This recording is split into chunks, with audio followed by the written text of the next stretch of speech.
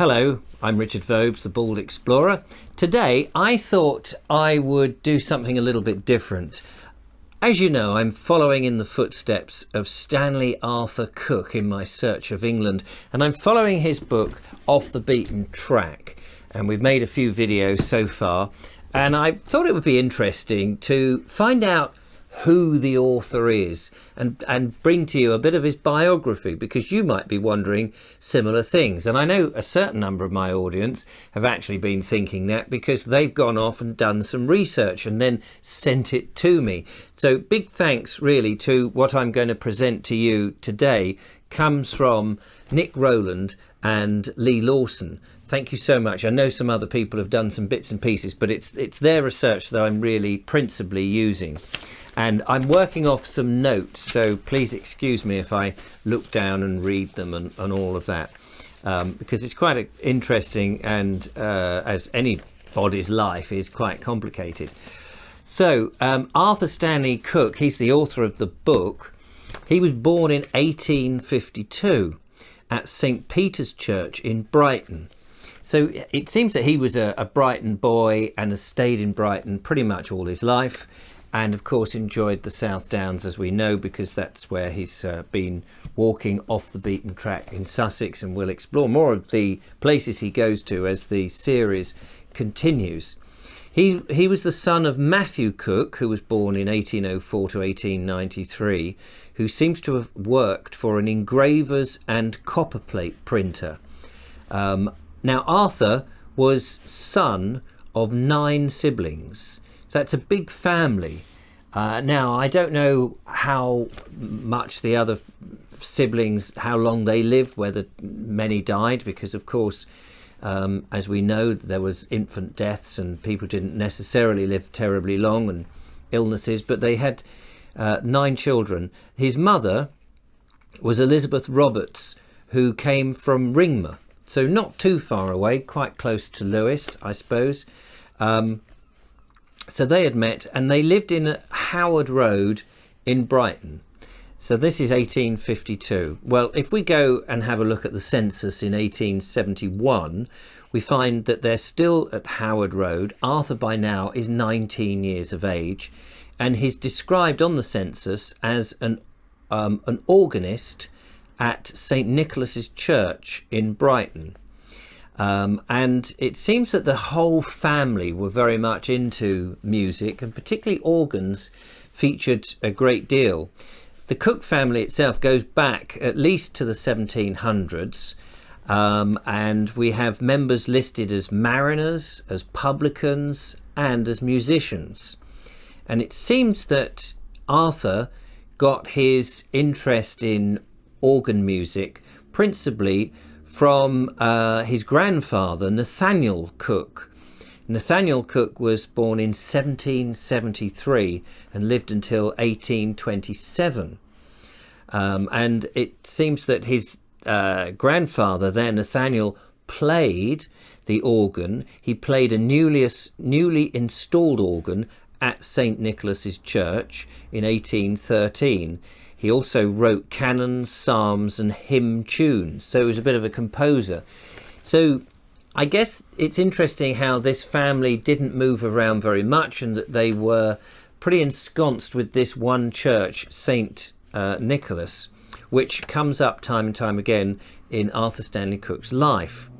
If we run forward now and we go to 1877, we discover that Arthur, now 35 years old, marries one Eliza Sophia at St. Nicholas's Church, which is interesting. And then you look at the following census, 1881, and we find that he's now living in number 1 Duke Street still with his father, Matthew. And it's interesting, Duke Street, I had a quick look on Google Images. It's a very busy street. It's right next to Churchill Square in Brighton, if you've ever been there. And you can't imagine anybody having any peace and quiet living in there now. And they're quite big properties with shop fronts at the bottom. So whether he was living in an apartment up there together, I don't know. But they do have, at this point in 1881, they have a servant called Sarah Cosham, and Arthur is now described as a resident inspector at a gas company and an organist. So it's interesting. I don't really know what a resident inspector of a gas company is, but gas light was a pretty new thing, and people were making gas out of coal. So you would, the great big cylinders that we're used to seeing all over the place. I mean, not now because they're all disappearing. We don't do gas in that way. So quite what he was an inspector of is how his career, that side of it, worked. But clearly he was very busy in the church world, playing the organ for many people. And we know that because of later on he plays at some very big events. Well, if we have a look now in 1890 and we check out the Mid-Sussex Times for the 23rd of September of that year, we discover in the births, marriages and deaths sections that Arthur Stanley Cooke has had a son born on the 20th of September 1890. His son is called the same as him, just to add to our researchers' confusion. So his son was born Arthur Stanley Cooke, or christened Arthur Stanley Cooke, and they were now living at 7 Dorset Gardens in Brighton. So I assume that things have got better for them. In the Brighton Gazette, 3 years later, on the 6th of April, it tells us that Arthur Stanley Cooke played the organ for an important marriage between Harriet Treslove Cox to Frederick William Welch. And these were prominent people, apparently. And it also tells us that he played Mendelssohn's Wedding March with masterly. He played it in a masterly style. He played other things, but that was noted in the paper. So he was clearly getting himself embroiled with the noble and the great in Brighton at this time, and he's 41 years of age at this point. Well, in 1901, the census then tells us that he moved to 77 West Street, and he now has 2 servants, a nurse as well, and a cook. Now, I don't know whether the 2 servants, the way it came to me, I don't know whether that's 4 people or 2 people who happen to be a nurse and a cook. And the nurse presumably is there to look after Arthur Jr. In 1904, Arthur Jr. now is 13 years of age, and he gets involved in the Mayor and Mayoresses of Brighton's Children Fancy Dress Ball. So this is a big event being held at Brighton Pavilion, and it's described as a procession of youngsters, a pageant of beautiful bewilderment, which is such a lovely term, isn't it? And it goes on to describe in the papers what each of the children participating were wearing, and we get to what Arthur was wearing. This is the young Arthur, 13. Arthur Stanley Cooke dressed as Mercury. So this is is it the Greek god Mercury? In soft white silk tunic with a flowing cloak, gold braided, it says, a flesh-coloured hose, a silver helmet with gold wings, and he carries a gold wand.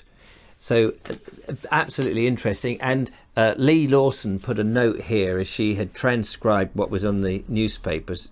She said, well, this is equivalent to Arthur going dressed as perhaps someone from a Star Wars film to a party or a big event, or even as a wizard from Harry Potter. And I suppose that does have a modern sort of connotation. Going forward, we get to Brighton Gazette tells us on the 16th of October 1909 that Arthur Stanley Cooke, the senior, has published a new book. Southdown Songs and Idylls. And I'm very grateful for Nick Rowland for sending me a copy of the book. It's leather bound, it's a beautiful copy. It's got those rough edges that very old books used to have before the modern books. The modern style was to have them guillotined. It is a very beautiful book. It's lovely to feel. It's very tactile. It's over 100 years old, and it's got this wonderful vellum paper on the inside. Now, it well, I'll come to that in a second, because let's see what the paper said about it. This is the Brighton Gazette, okay, who says in October 1909, Mr. Stanley Cooke, long known to the Brighton people as a cultured musician, has recently made his bow to the public in a new role, that of essayist and poet. He has done so in the charming volume of Southdown Songs and Idylls, in which, as the title indicates, he seeks to capture and reproduce some of the magic and mystery of the great range of Sussex hills, of which all are sensible. And then they go on to announce that he has a follow-on book which will be published the next year, which is Off the Beaten Track, the one we're using. And it's a strange book, this Southdown Songs and Idylls. There are poems, there are sonnets, there's some prose, but it's not an easy read. And although they've waxed lyrical about it, I have to say it really isn't something that I've found very easy. And I've had this a few days now to look at. But I thought I'd just try and read a verse from a sonnet to give you the measure of what it is. This is called, you can see how beautiful illustrated it is, or not illustrated, but printed. This is called The Bathers, and there's a prefix here that says, I have said, ye are gods. Right, let me just adjust my glasses so I can read the smallish print. Streaming from dingy alleys of the town, a motley rabble, grimly and unkempt, at sultry eve with hurried steps pass down the pebbled beach to where cool waters tempt. They stand in sombre flanks at the verge, a solid host, and chide the lagging hour that frees them from the waves' inviting surge, and waiting hear it vibrate from the tower. I won't go on. It's if that's your thing, then it's great. It's not really my thing, but it's beautiful to own this book, if nothing else, as a prop for something else. But it's just a lovely piece of history, and so thank you, Nick, for sending that to me. Anyway, let's carry on with the timeline. We get to 1911, and the census again tells us they're still living in West Street. Arthur Jr. is now described as he's about 21, and he's described as an organ builder.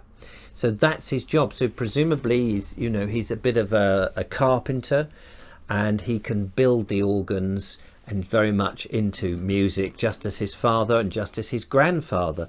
So it's kept in the family. It's really interesting to see how these like father, like son sort of things goes on. And Arthur Senior, the author of the book, is now listed as a chief resident inspector. So whatever this gas inspecting stuff was that he was doing, whatever that is, he has gone up in the echelons of his work, and presumably still playing the organ with passion.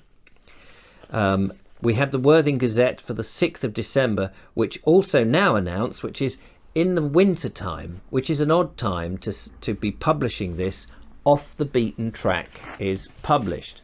So this that gets published for the first time in 1911 in winter, and it's the whole point of it is to give you walks, and you'd think, well, why not wait till the spring? That's when people, I mean, I would have thought so, but no.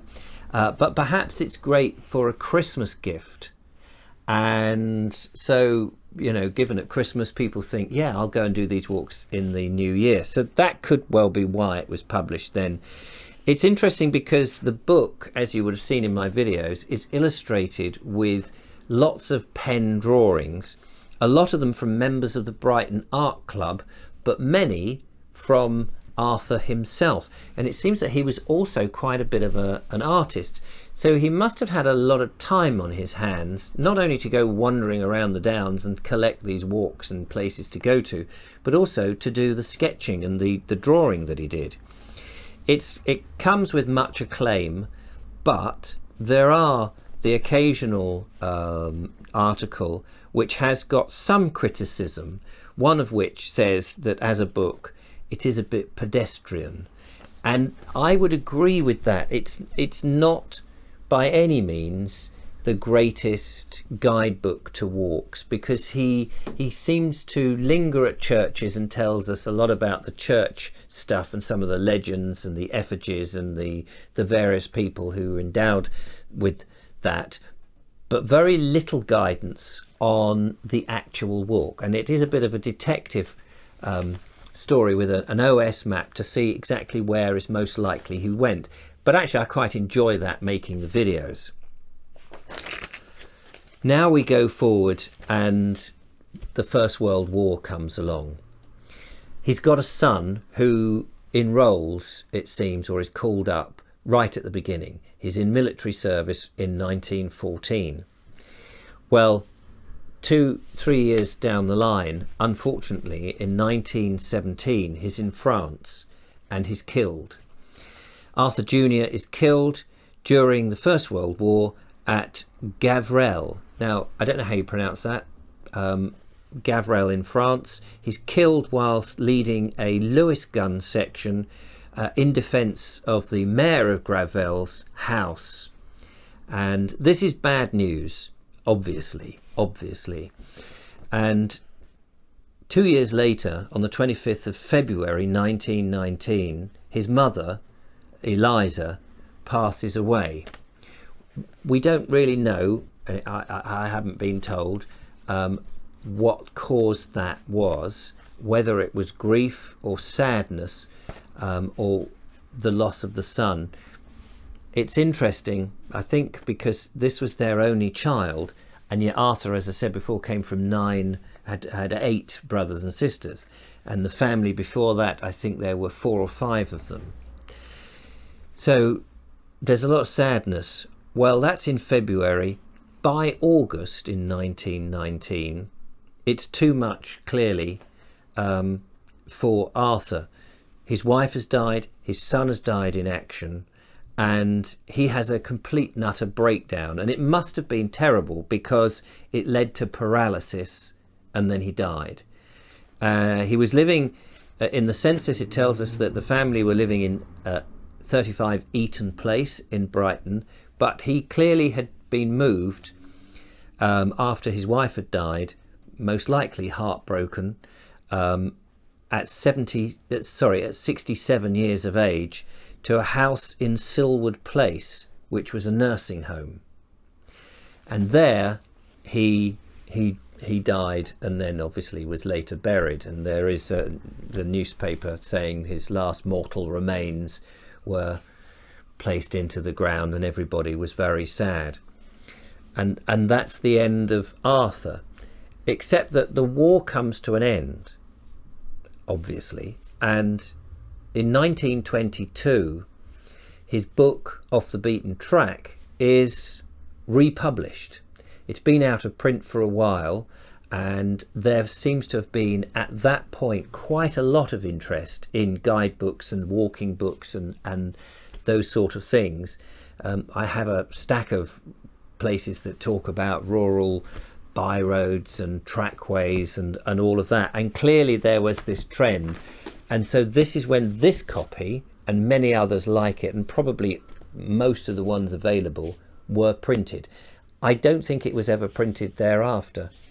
So this is over 100 years old. Well, 1922, it's 98 years old. But the original text is over 100 years old. So that's who Arthur was. And it seems that his part of the family died with him, his son having been killed at war. but there are other survivors from the other siblings. But that's the story, and it's very sad. Now I shall be carrying on, following in the footsteps of Arthur Stanley Cooke and seeing where else he takes us. So thank you so much for listening. I hope it's been interesting. He's an unsung hero, I suppose, of the South Downs and of Sussex, and maybe one of the people who started that whole generation of writing about it. Anyway, don't forget to follow, like and subscribe.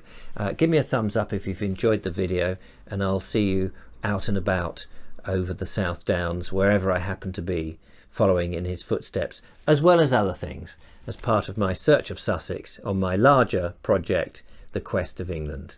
Till next time, thanks for watching. Bye-bye.